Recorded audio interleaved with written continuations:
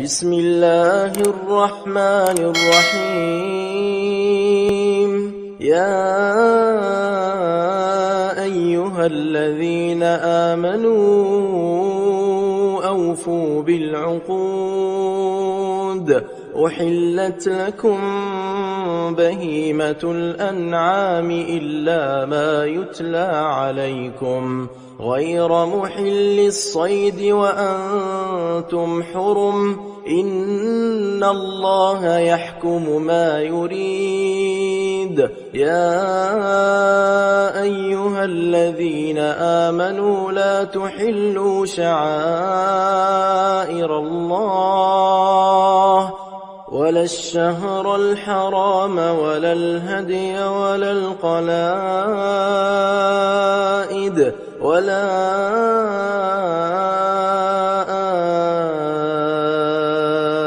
آمين البيت الحرام يبتغون فضلا من ربهم ورضوانا. وإذا حللتم فاصطادوا ولا يجرمنكم شنآن قوم أن صدوكم عن المسجد الحرام أن تعتدوا. وتعاونوا على البر والتقوى ولا تعاونوا على الإثم والعدوان. واتقوا الله إن الله شديد العقاب. حرمت عليكم الميتة والدم ولحم الخنزير وما أهل لغير الله به والمنخنقة والموقوذة والمتردية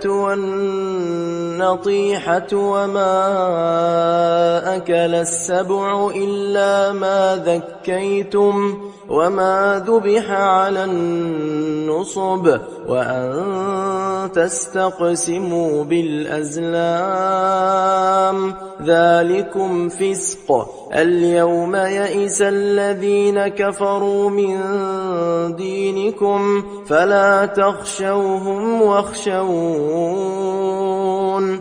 اليوم أكملت لكم دينكم وأتممت عليكم نعمتي ورضيت لكم الإسلام دينا. فمن اضطر في مخمصة غير متجانف لإثم فإن الله غفور رحيم. يسألونك ماذا أحل لهم قل أحل لكم الطيبات وما علمتم من الجوارح مكلبين تعلمونهن مما علمكم الله فكلوا مما أمسكن عليكم واذكروا اسم الله عليه واتقوا الله إن الله سريع الحساب. اليوم أحل لكم الطيبات وطعام الذين أوتوا الكتاب حل لكم وطعامكم حل لهم والمحصنات من المؤمنات والمحصنات من الذين أوتوا الكتاب من قبلكم إذا آتيتموهن أجورهن محصنين غير مسافحين ولا متخذي أخدان. ومن يكفر بالإيمان فقد حبط عمله وهو في الآخرة من الخاسرين. يا أيها الذين آمنوا إذا قمتم إلى الصلاة فاغسلوا وجوهكم وأيديكم إلى المرافق وامسحوا برؤوسكم وأرجلكم إلى الكعبين، وإن كنتم جنبا فاطهروا، وإن كنتم مرضى أو على سفر أو جاء أحد منكم من الغائط أو لامستم النساء فلم تجدوا ماء فتيمموا صعيدا طيبا فامسحوا بوجوهكم وأيديكم منه، ما يريد الله ليجعل عليكم من حرج، ولكن يريد ليطهركم وليتم نعمته عليكم لعلكم تشكرون. واذكروا نعمة الله عليكم وميثاقه الذي واثقكم به إذ قلتم سمعنا وأطعنا واتقوا الله إن الله عليم بذات الصدور. يا أيها الذين آمنوا كونوا قوامين لله شهداء بالقسط ولا يجرمنكم شنآن قوم على ألا تعدلوا، اعدلوا هو أقرب للتقوى، واتقوا الله إن الله خبير بما تعملون. وعد الله الذين آمنوا وعملوا الصالحات لهم مغفرة وأجر عظيم. والذين كفروا وكذبوا بآياتنا أولئك أصحاب الجحيم. يا أيها الذين آمنوا اذكروا نعمة الله عليكم إذ هم قوم أن يبسطوا إليكم أيديهم فكف أيديهم عنكم واتقوا الله وعلى الله فليتوكل المؤمنون. ولقد أخذ الله ميثاق بني إسرائيل وبعثنا منهم 12 نقيبا وقال الله إني معكم لئن أقمتم الصلاة وآتيتم الزكاة وآمنتم برسلي وعزرتموهم وأقرضتم الله قرضا حسنا لأكفرن عنكم سيئاتكم ولأدخلنكم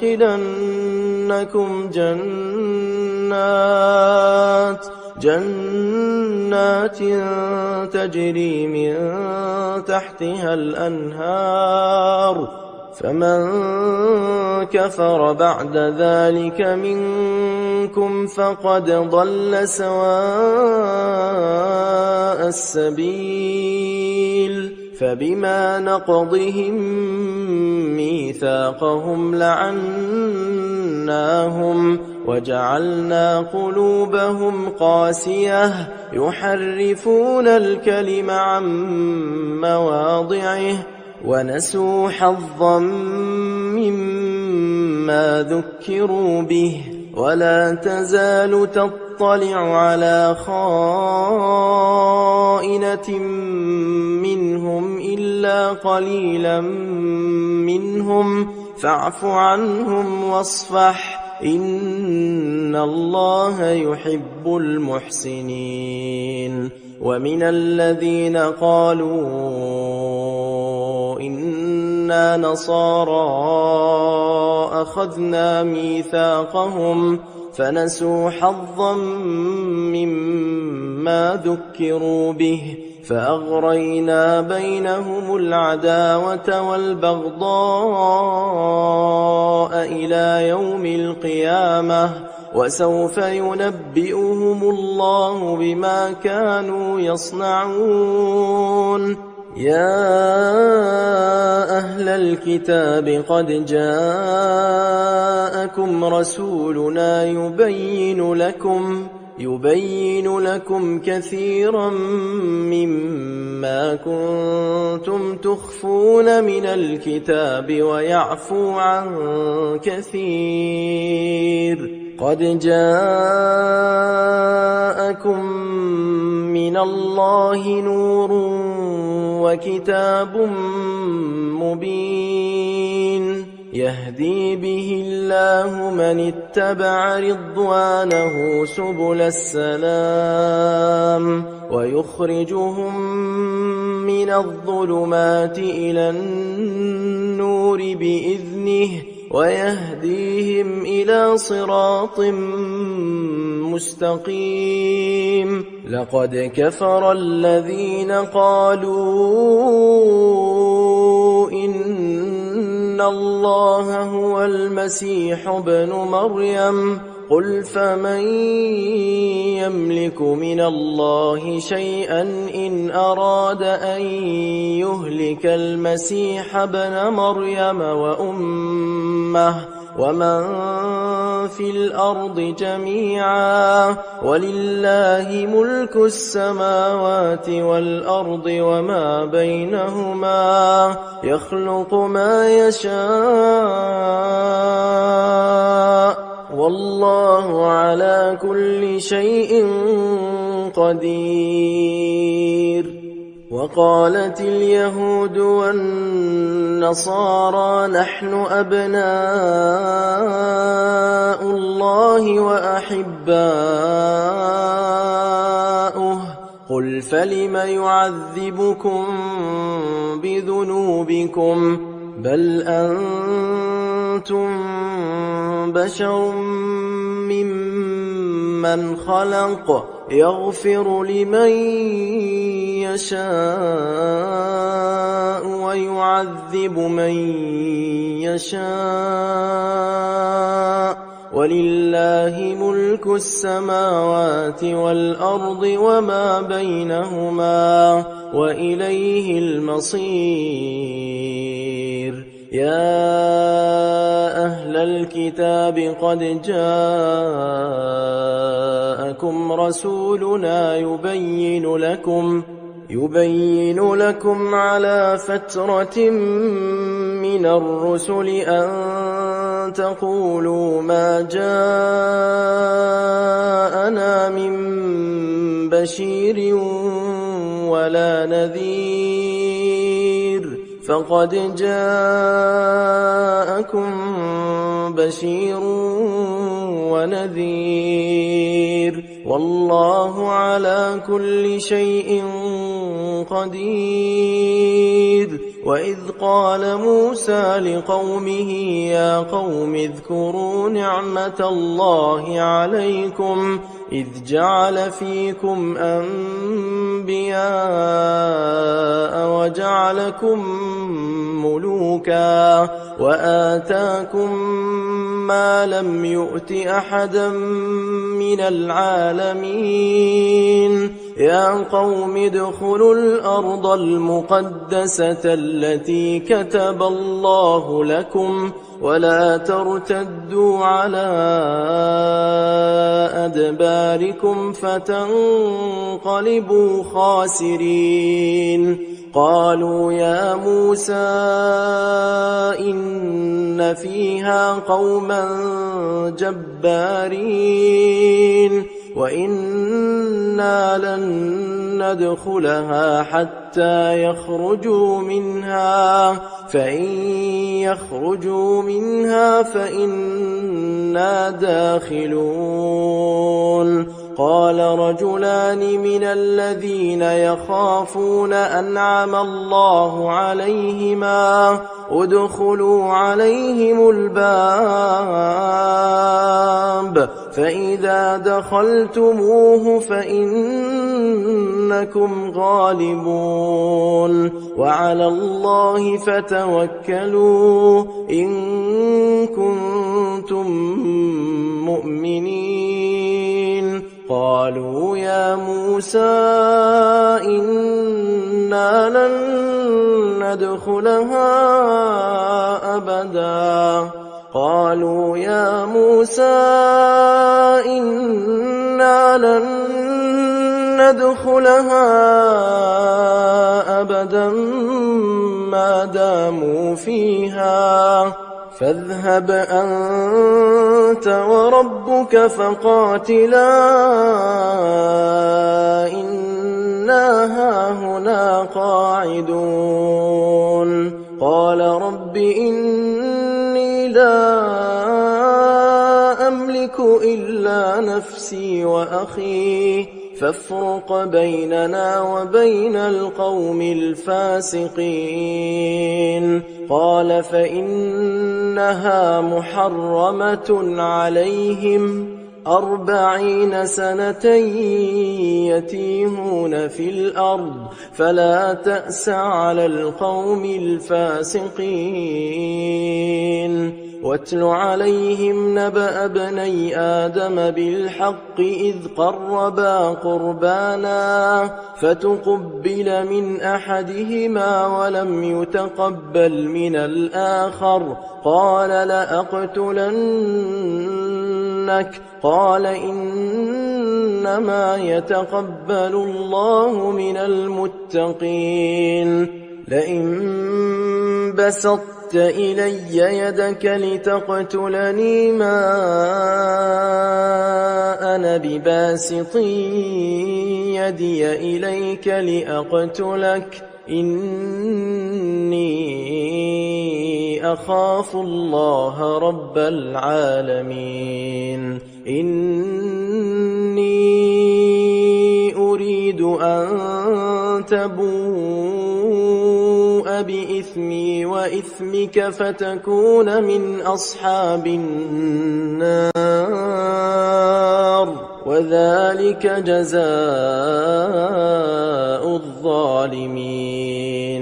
فطوعت له نفسه قتل أخيه فقتله فأصبح من الخاسرين فبعث الله غرابا يبحث في الأرض ليريه كيف يواري سوءة أخيه قال يا ويلتى أعجزت أن أكون مثل هذا الغراب فأواري سوءة أخي فأصبح من النادمين من أجل ذلك كتبنا على بني إسرائيل أنه من قتل نفسا بغير نفس أو فساد في الأرض فكأنما قتل الناس جميعا ومن أحياها فكأنما أحيا الناس جميعا ولقد جاءتهم رسلنا بالبينات ثم إن كثيرا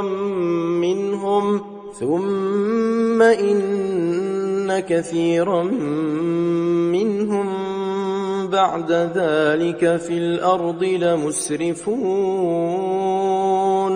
إنما جزاء الذين يحاربون الله ورسوله ويسعون في الأرض فسادا أن يقتلوا أو يصلبوا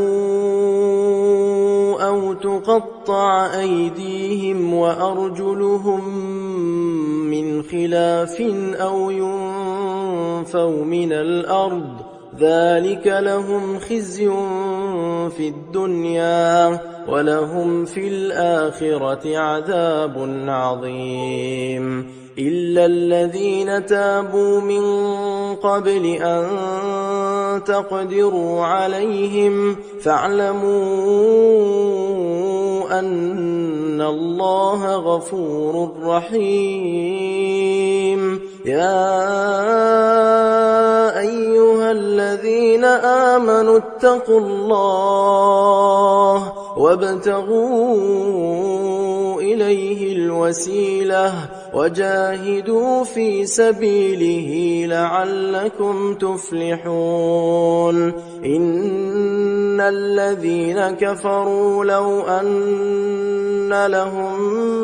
ما في الأرض جميعا ومثله معه ليفتدوا به من عذاب يوم القيامة ما تقبل منهم ولهم عذاب أليم يريدون أن يخرجوا من النار وما هم بخارجين منها ولهم عذاب مقيم والسارق والسارقة فاقطعوا أيديهما جزاء بما كسبا نكالا من الله والله عزيز حكيم فمن تاب من بعد ظلمه وأصلح فإن الله يتوب عليه إن الله غفور رحيم ألم تعلم أن الله له ملك السماوات والأرض يعذب من يشاء ويغفر لمن يشاء والله على كل شيء قدير يا أيها الرسول لا يحزنك الذين يسارعون في الكفر من الذين قالوا آمنا بأفواههم ولم تؤمن قلوبهم ومن الذين هادوا سماعون للكذب سماعون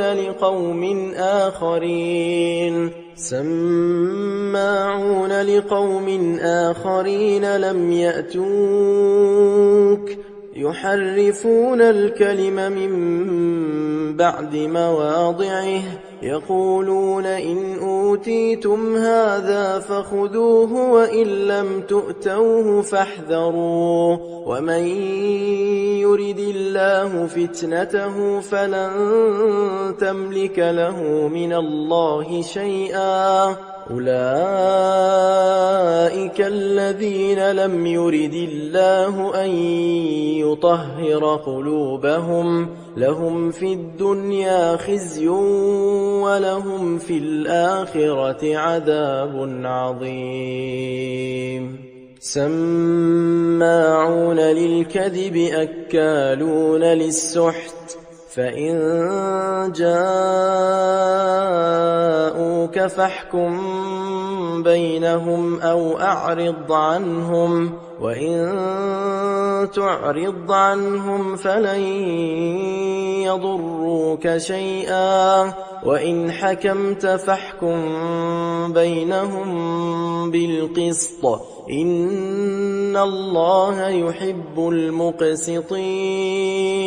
وكيف يحكمونك وعندهم التوراة فيها حكم الله ثم يتولون من بعد ذلك وما أولئك بالمؤمنين إنا أنزلنا التوراة فيها هدى ونور يحكم بها النبيون الذين أسلموا للذين هادوا والربانيون والأحبار بما استحفظوا من كتاب الله وكانوا عليه شهداء فلا تخشوا الناس واخشوني ولا تشتروا بآياتي ثمنا قليلا ومن لم يحكم بما أنزل الله فأولئك هم الكافرون وكتبنا عليهم فيها أن النفس بالنفس والعين بالعين والأنف بالأنف والأذن بالأذن والسن بالسن والجروح قصاص فمن تصدق به فهو كفارة له ومن لم يحكم بما أنزل الله فأولئك هم الظالمون وقفينا على آثارهم بعيسى ابن مريم مصدقا لما بين يديه من التوراة وآتيناه الإنجيل فيه هدى ونور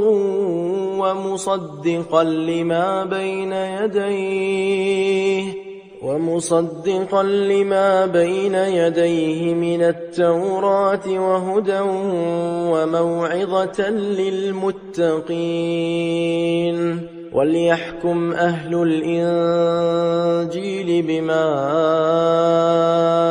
أنزل الله فيه ومن لم يحكم بما أنزل الله فأولئك هم الفاسقون وأنزلنا إليك الكتاب بالحق مصدقا لما بين يديه من الكتاب ومهيمنا عليه فاحكم بينهم بما أنزل الله ولا تتبع أهواءهم عما جاءك من الحق لكل جعلنا منكم شرعة ومنهاجا ولو شاء الله لجعلكم أمة واحدة ولكن ليبلوكم فيما آتاكم فاستبقوا الخيرات إلى الله مرجعكم جميعا فينبئكم بما كنتم فيه تختلفون وأن احكم بينهم بما أنزل الله ولا تتبع أهواءهم واحذرهم أن يفتنوك عن بعض ما أنزل الله إليك فإن تولوا فاعلم أنما يريد الله أن يصيبهم ببعض ذنوبهم وإن كثيرا من الناس لفاسقون أفحكم الجاهلية يبغون ومن أحسن من الله حكما لقوم يوقنون يا أيها الذين آمنوا لا تتخذوا اليهود والنصارى أولياء بعضهم أولياء بعض ومن يتولهم منكم فإنه منهم إن الله لا يهدي القوم الظالمين فترى الذين في قلوبهم مرض يسارعون فيهم يقولون نخشى أن تصيبنا دائرة فعسى الله أن يأتي بالفتح أو أمر من عنده فيصبحوا على ما أسروا في أنفسهم نادمين ويقول الذين آمنوا أهؤلاء الذين أقسموا بالله جهد أيمانهم إنهم لمعكم حبطت أعمالهم فأصبحوا خاسرين يا أيها الذين آمنوا من يرتد منكم عن دينه فسوف يأتي الله بقوم يحبهم ويحبونه أذلة على المؤمنين أعزة على الكافرين يجاهدون في سبيل الله ولا يخافون لومة لائم ذلك فضل الله يؤتيه من يشاء والله واسع عليم إنما وليكم الله ورسوله والذين آمنوا الذين يقيمون الصلاة ويؤتون الزكاة وهم راكعون ومن يتول الله ورسوله والذين آمنوا فإن حزب الله هم الغالبون يا أيها الذين آمنوا لا تتخذوا الذين اتخذوا دينكم هزوا ولعبا من الذين أوتوا الكتاب من قبلكم والكفار أولياء واتقوا الله إن كنتم مؤمنين وإذا ناديتم إلى الصلاة اتخذوها هزوا ولعبا ذلك بأنهم قوم لا يعقلون قل يا أهل الكتاب هل تنقمون منا إلا أن آمنا بالله وما أنزل إلينا وما أنزل من قبل وأن أكثركم فاسقون قل هل أنبئكم بشر من ذلك مثوبة عند الله من لعنه الله وغضب عليه وجعل منهم القردة والخنازير وعبد الطاغوت أولئك شر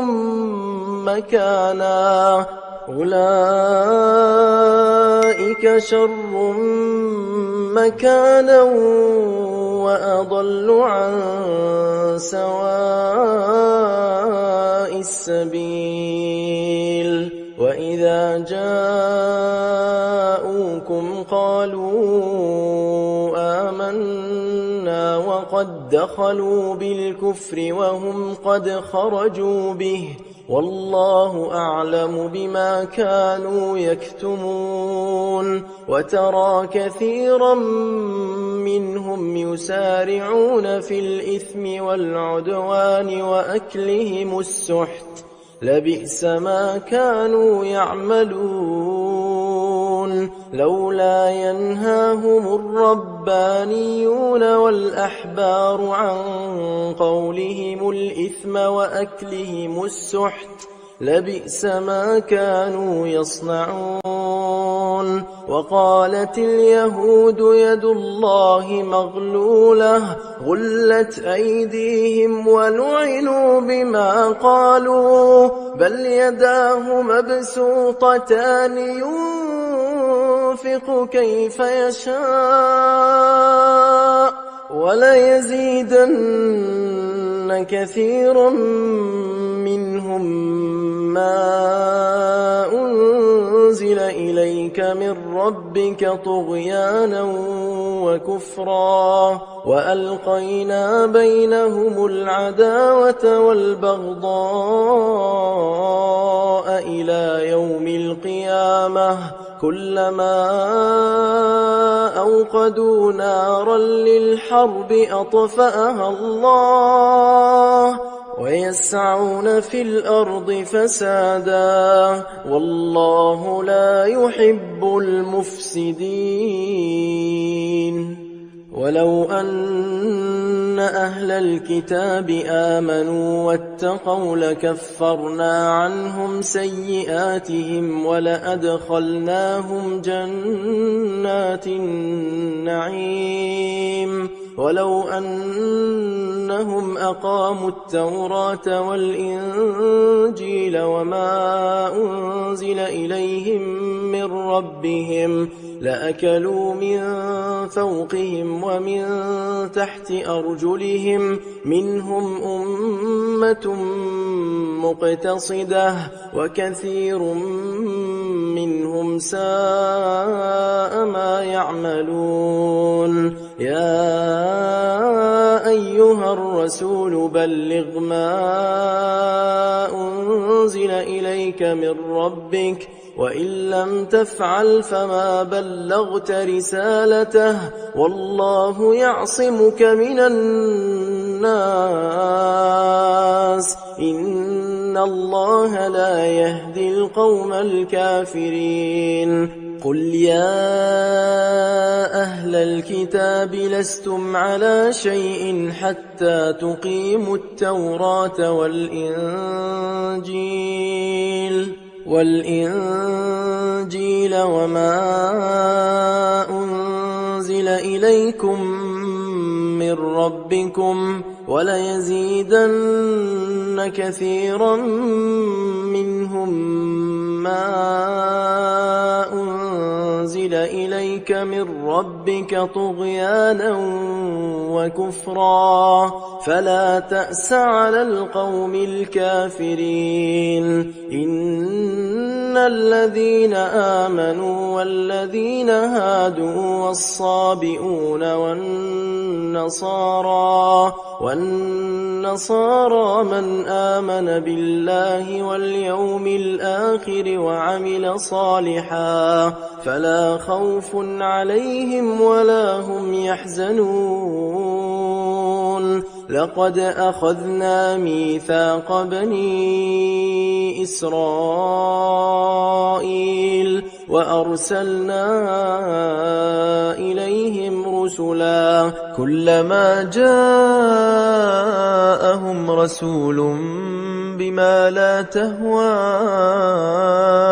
أنفسهم فريقا كذبوا وفريقا يقتلون وحسبوا ألا تكون فتنة فعموا وصموا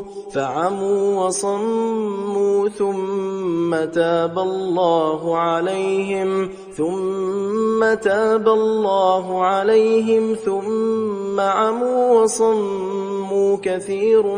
منهم والله بصير بما يعملون لقد كفر الذين قالوا إن الله هو المسيح ابن مريم وقال المسيح يا بني إسرائيل اعبدوا الله ربي وربكم إنه من يشرك بالله فقد حرم الله عليه الجنة ومأواه النار وما للظالمين من أنصار لقد كفر الذين قالوا إن الله ثالث ثلاثة وما من إله إلا إله واحد وإن لم ينتهوا عما يقولون ليمسن الذين كفروا منهم عذاب أليم أفلا يتوبون إلى الله ويستغفرونه والله غفور رحيم ما المسيح ابن مريم إلا رسول قد خلت من قبله الرسل وأمه صديقة كانا يأكلان الطعام انظر كيف نبين لهم الآيات ثم انظر أنا يؤفكون قل أتعبدون من دون الله ما لا يملك لكم ضرا ولا نفعا والله هو السميع العليم قل يا أهل الكتاب لا تغلوا في دينكم غير الحق ولا تتبعوا أهواء قوم قد ضلوا من قبل وأضلوا كثيرا وضلوا عن سواء السبيل لعن الذين كفروا من بني إسرائيل على لسان داود وعيسى بن مريم ذلك بما عصوا وكانوا يعتدون كانوا لا يتناهون عن منكر فعلوه لبئس ما كانوا يفعلون ترى كثيرا منهم يتولون الذين كفروا لبئس ما قدمت لهم أنفسهم أن سخط الله عليهم وفي العذاب هم خالدون ولو كانوا يؤمنون بالله والنبي وما أنزل إليه ما اتخذوهم أولياء ولكن كثيرا منهم فاسقون لتجدن أشد الناس عداوة للذين آمنوا اليهود والذين أشركوا ولتجدن أقربهم مودة للذين آمنوا الذين قالوا إنا نصارى ذلك بأن منهم قسيسين ورهبانا وأنهم لا يستكبرون وإذا سمعوا ما أنزل إلى الرسول ترى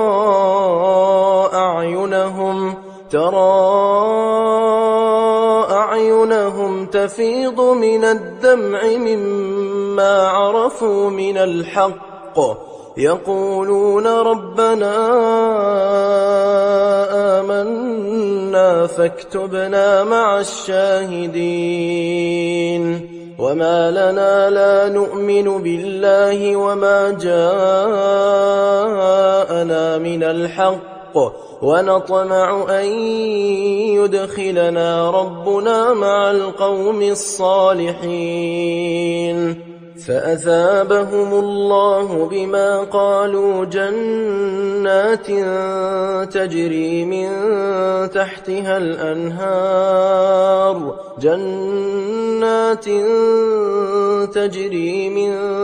تحتها الأنهار خالدين فيها وذلك جزاء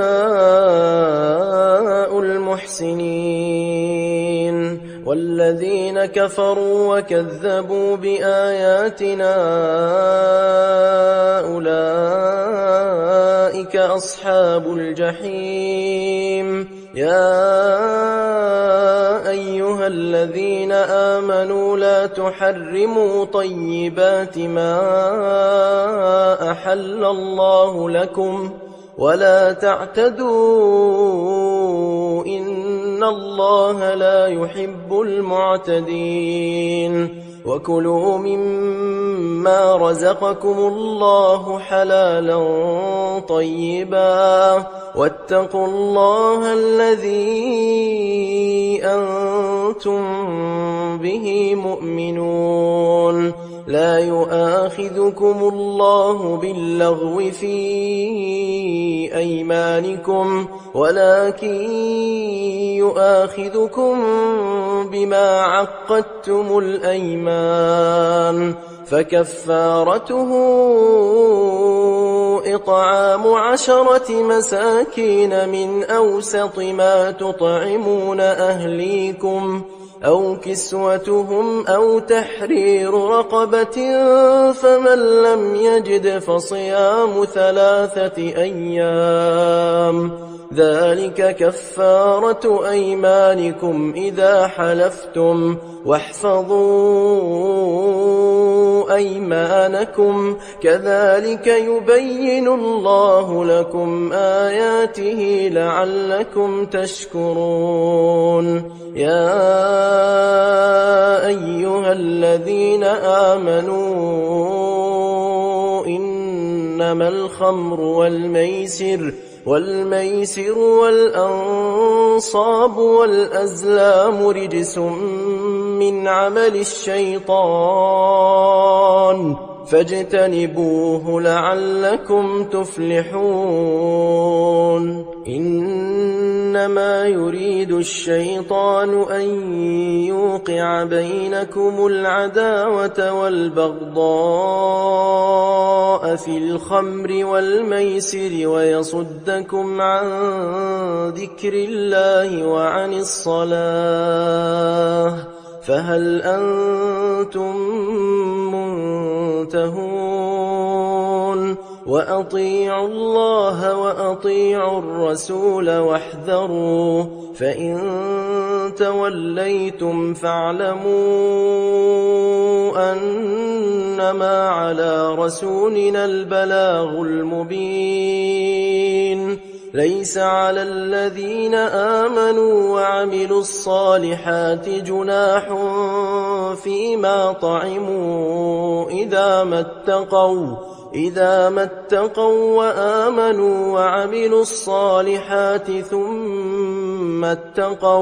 ثم اتقوا وآمنوا ثم اتقوا وأحسنوا والله يحب المحسنين يا أيها الذين آمنوا ليبلونكم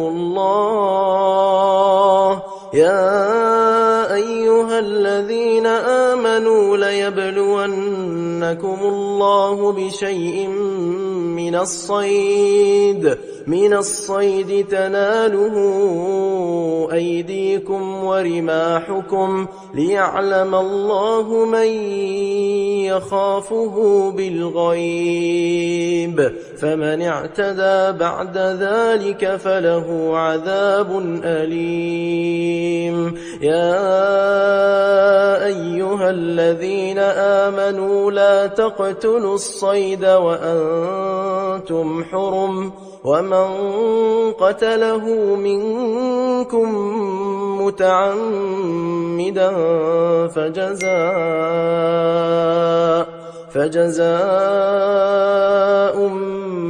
مثل ما قتل من النعم يحكم به ذوى عدل منكم هديا بالغ الكعبة أو كفارة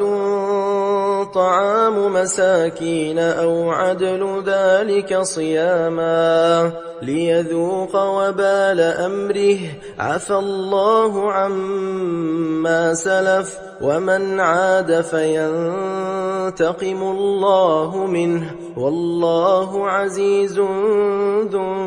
انتقام أحل لكم صيد البحر وطعامه متاعا لكم وللسيارة وحرم عليكم صيد البر ما دمتم حرما واتقوا الله الذي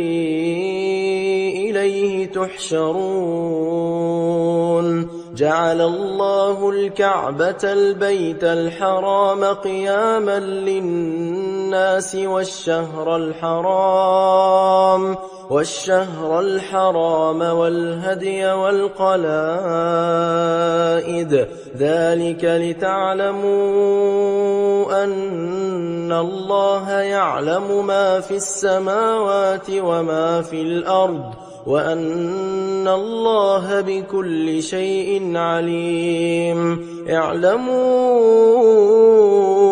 أن الله شديد العقاب وأن الله غفور رحيم ما على الرسول إلا البلاغ والله يعلم ما تبدون وما تكتمون قل لا يستوي الخبيث والطيب ولو أعجبك كثرة الخبيث فاتقوا الله يا أولي الألباب لعلكم تفلحون يا أيها الذين آمنوا لا تسألوا عن أشياء إن تبد لكم تسؤكم وإن تسألوا عنها حين ينزل القرآن تبد لكم عفى الله عنها والله غفور حليم. قد سألها قوم من قبلكم ثم أصبحوا بها كافرين. ما جعل الله من بحيرة ولا سائبة ولا وصيلة ولا حام ولكن الذين كفروا يفترون على الله الكذب وأكثرهم لا يعقلون. وإذا قيل لهم تعالوا إلى ما أنزل الله وإلى الرسول قالوا حسبنا ما وجدنا عليه آباءنا أولو كان آباؤهم لا يعلمون شيئا ولا يهتدون. يا أيها الذين آمنوا عليكم أنفسكم لا يضركم من ضل إذا اهتديتم إلى الله مرجعكم جميعا فينبئكم بما كنتم تعملون. يا أيها الذين آمنوا شهادة بينكم إذا حضر أحدكم الموت حين الوصية اثنان ذوا عدل منكم أو آخران من غيركم إن أنتم ضربتم في الأرض فأصابتكم مصيبة الموت تحبسونهما من بعد الصلاة فيقسمان بالله إن ارتبتم لا نشتري به ثمنا ولو كان ذا قربى ولا نكتم شهادة الله إنا إذا لمن الآثمين. فإن عثر على أنهما استحقا إثما فآخران يقومان مقامهما من الذين استحق عليهم الأوليان فيقسمان بالله لشهادتنا أحق من شهادتهما وما اعتدينا إنا إذا لمن الظالمين. ذلك أدنى أن يأتوا بالشهادة على وجهها أو يخافوا أن ترد أيمان بعد أيمانهم واتقوا الله واسمعوا والله لا يهدي القوم الفاسقين. يوم يجمع الله الرسل فيقول ماذا أجبتم قالوا لا علم لنا إنك أنت علام الغيوب. إذ قال الله يا عيسى ابن مريم اذكر نعمتي عليك وعلى والدتك إذ أيدتك بروح القدس تكلم الناس في المهد وكهلا وإذ علمتك الكتاب والحكمة والتوراة والإنجيل وإذ تخلق من الطين كهيئة الطير بإذني فتنفخ فيها فتكون طيرا بإذني وتبرئ الأكمه والأبرص بإذني وإذ تخرج الموتى بإذني وإذ كففت بني إسرائيل عنك إذ جئتهم بالبينات فقال الذين كفروا منهم إن هذا إلا سحر مبين وإذ أوحيت إلى الحواريين أن آمنوا بي وبرسولي قالوا آمنا واشهد بأننا مسلمون إذ قال الحواريون يا عيسى ابن مريم هل يستطيع ربك أن ينزل علينا مائدة من السماء قال اتقوا الله إن كنتم مؤمنين قالوا نريد أن نأكل منها وتطمئن قلوبنا ونعلم أن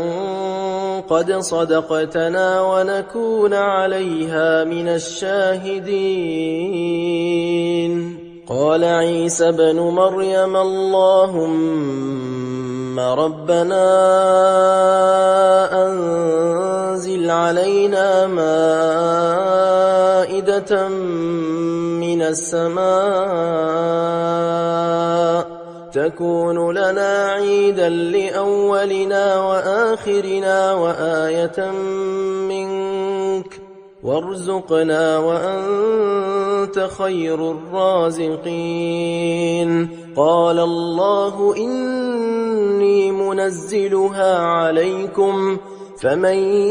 يكفر بعد منكم فإني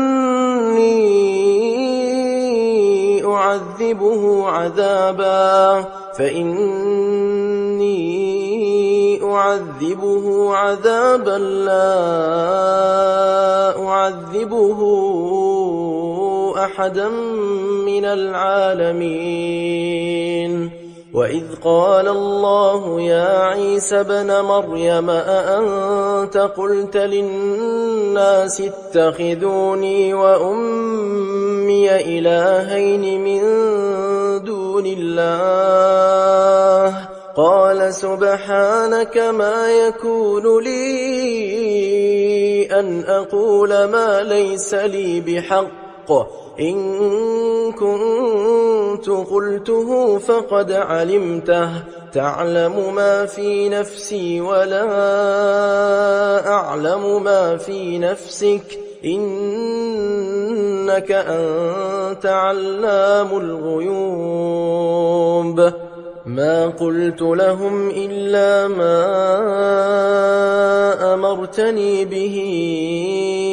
أن اعبدوا الله ربي وربكم وكنت عليهم شهيدا ما دمت فيهم فلما توفيتني كنت أنت الرقيب عليهم وأنت على كل شيء شهيد إن تعذبهم فإنهم عبادك وإن تغفر لهم فإنك أنت العزيز الحكيم قال الله هذا يوم ينفع الصادقين صدقهم لهم جنات تجري من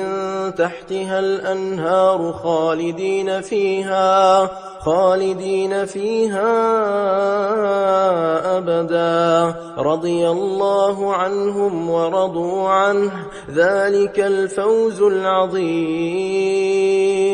لله ملك السماوات والأرض وما فيهن وهو على كل شيء قدير